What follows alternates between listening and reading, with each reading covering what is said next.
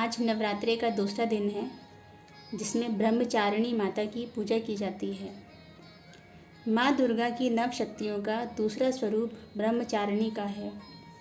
यहाँ ब्रह्मा शब्द का अर्थ तपस्या है। ब्रह्मचारिणी अर्थात तप की चारिणी, तप का आचरण करने वाली। कहा भी गया है, वेदस्त तत्वम तपो ब्रह्मा वेद।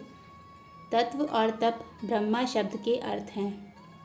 ब्रह्मचारिणी देवी का स्वरूप पूर्ण ज्योतिर्मय एवं अत्यंत भव्य है। इनके दाहिने हाथ में जप की माला एवं बाएं हाथ में कमंडल रहता है।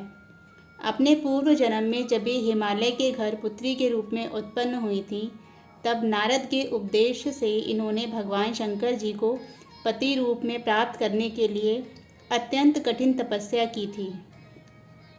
इसी दुष्कर तपस्या के कारण इन्हें तपश्चारिणी अर्थात ब्रह्मचारिणी नाम से अभिहित किया गया।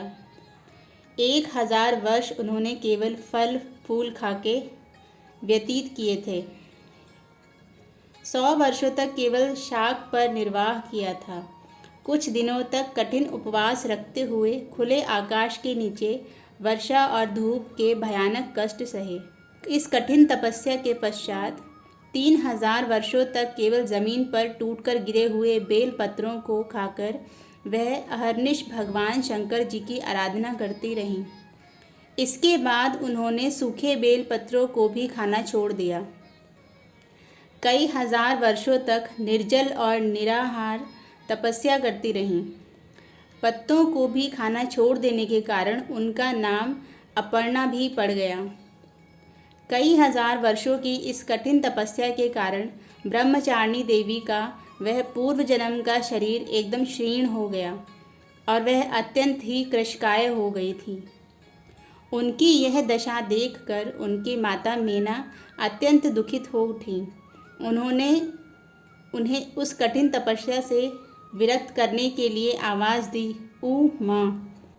तब से देवी ब्रह्मचारिणी का पूर्व जन्म का एक नाम उमा भी पड़ गया था। उनकी इन तपस्या से तीनों लोकों में हाहाकार मच गया। देवता, ऋषि, सिद्धगण, मुनि सभी ब्रह्मचारिणी देवी की इस तपस्या को अभूतपूर्व पुण्यकृत्य बताते हुए उनकी सराहना करने लगे। अंत में पितामह ब्रह्मा जी ने आकाशवाणी के द्वारा उन्हें संबोधित करते हुए प्रसन्न स्वरों में कहा, हे देवी, आज तक किसी ने ऐसी कठोर तपस्या नहीं की थी। ऐसी तपस्या तुम ही से संभव थी। तुम्हारे इस अलौकिक कृत्य की सराहना हो रही है।